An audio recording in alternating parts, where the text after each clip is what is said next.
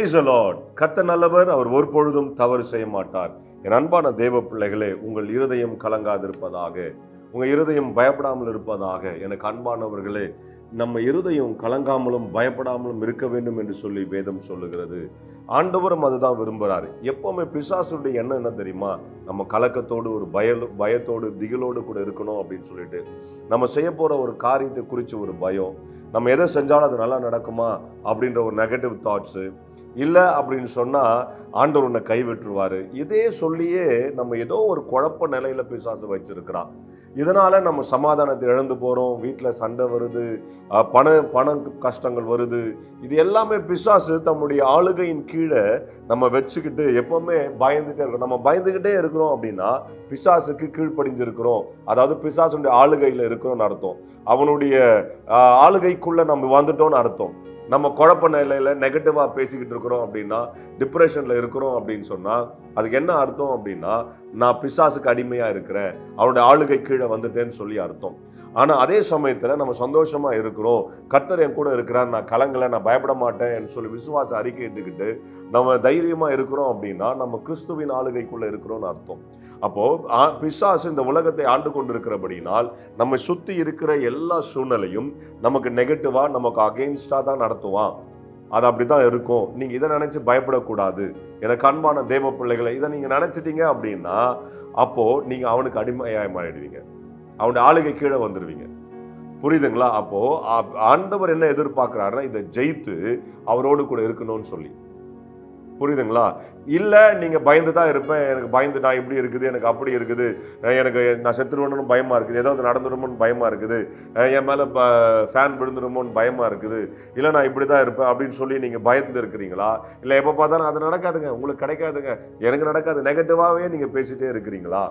இல்லைன்னா நீங்கள் ஒரு விதமான பயத்தில் இருக்கு, ஏதாவது ஒரு சூழ்நிலை நீங்கள் இருப்பீங்கன்னா நான் உங்களுக்கு சொல்கிறேன், நீங்கள் பயந்துட்டு இருந்தீங்கன்னா, நெகட்டிவாக யோசிச்சுட்டு இருந்தீங்கன்னா, எதுவும் என்ன செய்யறதுன்னு தெரியாமல் இருக்குதுன்னு சொல்லி கலக்கத்தோடு கூட இருப்பீங்கன்னா நீங்கள் பிசாசினுடைய ஆளுகைக்கு இருக்கிறீங்க. தயவுசெய்து அதிலிருந்து வெளியே வாங்க. இன்னைக்கு ஆண்டவர் அதான் கட்டளையிடுறாரு.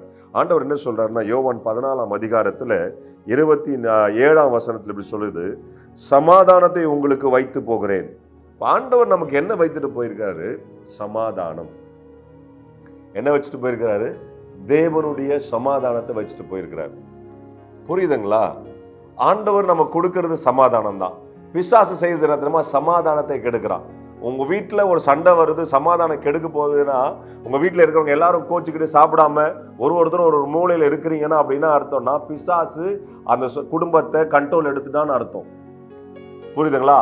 அதே குடும்பம் ஒன்னா சாப்பிட்டுட்டு சந்தோஷமா இருந்து சிரிச்சுட்டு இருக்குது அப்படின்னா தேவன் ஆளுகை செய்கிறான்னு அர்த்தம்.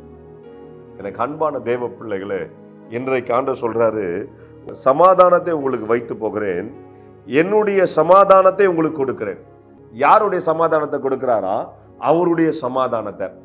அவர் மேல பொய்யா சொன்னாங்க, அவர் தாடி மயிரை பிடிச்சு இழுத்தாங்க, காரி உமிழ்ந்தாங்க, சாட்டையினால் அடித்தாங்க, சிலுவை சுமத்துனாங்க, கைகளினாலும் கால்களினாலும் ஆணியினால் கடாவப்பட்டாரு. இவ்வளவோ நடந்து பிதாவே இவர்களை மன்னியும்னு சொல்றார். அப்போ அவர் இருதயத்துக்குள்ள சமாதானம் இருந்துச்சு. அப்போ என்னதான் அவமானப்பட்டாலும் என்னதான் இருந்தாலும் அவர் சமாதானத்தை காத்து கொண்டார். அந்த சமாதானத்தை உங்களுக்கு கொடுக்குறார். அப்படின்னா அவமானம் வரும், நிந்தை வரும், துன்பம் வரும், கேவலமான சூழ்நிலைகளுக்குள்ள நீங்க போறதா இருக்கலாம், எது நடந்தாலும் சமாதானத்தை கெடுத்துடாதீங்க, என் சமாதானத்தை உங்களுக்கு கொடுக்கிறேன். உலகம் கொடுக்கிற பிரகாரம் நான் உங்களுக்கு கொடுக்கிறதில்லை. பாருங்க, ஆண்டவர் உலகத்தின் பிரகாரம் அவர் இந்த சமாதானத்தை கொடுக்கல. உலகத்தின் சமாதானம் ஒரு குறிப்பிட்ட நேரம் தான், ஒரு குறிப்பிட்ட அளவு தான். புரியுதுங்களா? நீங்க யாரோடு பேசும் பொழுது அந்த நேரத்தை எல்லாத்தையும் மறந்து அந்த இடத்துல சந்தோஷமா இருக்கிறீங்க, அது கொஞ்ச நேரம் சமாதானம் தான். அதுல இருந்து வெளியே வந்துட்டீங்கன்னு வச்சுக்கோங்களேன், திருப்பி அந்த பிரச்சனைகள் திருப்பி வரும். பிசாசு நம்மளை திருப்பி அடிமைப்படுத்த பார்ப்பான். இல்லைன்னா உலக பிரகாரமான விதமாக நீங்கள் ஒரு சரக்கு அடிக்கிறீங்களோ, இல்லைன்னா போதைக்குள்ளே போகிறீங்களோ, ஏதோ ஒரு காரியம், அதுவும் ஒரு கொஞ்சம் நேரம் தான். அதுக்கப்புறம் திருப்பி பிசாசு அதே பிரச்சனையை திருப்பி கொண்டு வருவான். நீங்கள் உலக பிரகாரத்தில் ஒரு ரெமடியை தேடுறீங்க அப்படின்னா, உலக பிரகாரம் ஒரு தீர்வை தேடுறீங்கன்னா எல்லாமே கொஞ்ச நேரம் தான், அதுக்கு ஒரு அளவுகோல் இருக்கு. ஆனால் தேவன் அவர் கொடுக்குற மாதிரி அல்ல, இந்த உலகம் கொடுக்குற மாதிரி அல்ல, அவருடைய சமாதானத்தை கொடு. அப்படின்னா நிரந்தர சமாதானம். புரியுதுங்களா? அதனால தான் சொல்லுது, உங்கள் இருதயம் கலங்காமலும் பயப்படாமலும் இருப்பதாக. ஏன் உன் இருதயம் பயப்பட வேண்டாம், கலங்க வேண்டாம்? ஏன்னா அவருடைய சமாதானம் உனக்குள்ள இருக்குதம்மா. ஐயா, என் அன்பு சகோதரனா, என் சகோதரியே, ஆண்டவர் சொல்றார், என் தகப்பனாரே, உலக பிரகாரமான சமாதானம் அல்ல, அவருடைய சமாதானத்தை உங்களுக்கு கொடுத்திருக்காரு. அதனால உங்க இருதயம் கலங்காமலும் பயப்படாமலும் இருக்கட்டும்னு சொல்றாரு. அப்படின்னா ஒரு விஷயத்தை செய்ய போறீங்கன்னா கர்த்தர் உங்களோடு கூட இருக்க போறாரு. ஒரு விஷயத்துல நடக்கிறீங்கன்னா கர்த்தர் உங்களோடு கூட இருக்க போறாரு. உங்க இருதயம் பயப்பட வேணாம், கலங்க வேணாம், தைரியமா செய்யுங்க. கர்த்தர் உங்களோடு கூட இருக்கிறார். உங்க வாழ்க்கையில் ஆண்டவர் எப்பொழுதும் ஜெயத்தை மாத்திரம் தான் வச்சிருக்கிறாரு. அதனால பயப்பட வேண்டாம். ஒரு சமாதானம் உங்களை அரசாட்சி செய்வதாக.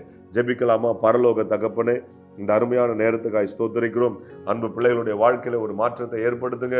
அப்பா, உங்களுடைய சமாதானம் அவர்களை அரசாட்சி செய்யும்படியா கட்டளையிடுகிறேன். எல்லா தீங்குக்கும் கர்த்தர் விலக்கி காத்தார். தேவ ஆசீர்வாதம், தேவனுடைய கிருபை பிள்ளைகளை நடத்தும்படியா ஜெபிக்கிறேன். எல்லா புத்தி கெட்டாத தேவ சமாதானம் அவர்களை அரசாட்சி செய்யட்டும். அவங்க இருதயம் கலங்காமலும் பயப்படாமலும் இருக்கட்டும். இயேசுவின் நாமத்தினாலே ஆமென், ஆமென், ஆமென். என் அன்பான தேவ பிள்ளைகளே, உங்க வாழ்க்கையில தோல்வியில கர்த்தர் ஜெயத்தை வச்சிருக்கார். God bless you. Hello, praise the Lord.